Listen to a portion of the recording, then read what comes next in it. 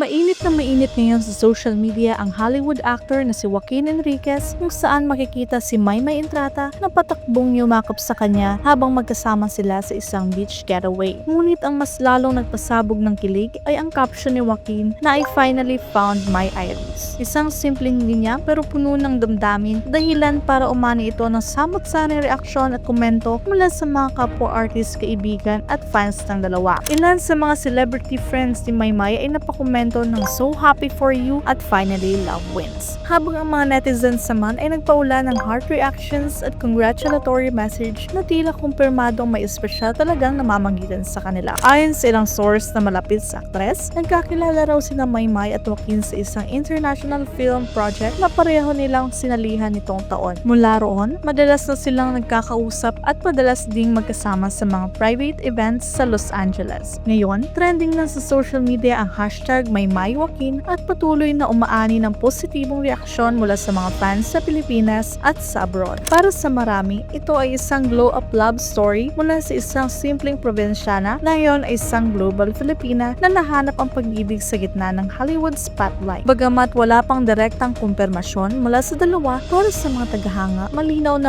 na actions speak louder than words. Ano ang say mo dito? I-comment na at huwag kakalimutang i-share, i-like ang video na ito. For more celebrity updates, trending showbiz news at exclusive chika, please subscribe to our YouTube channel.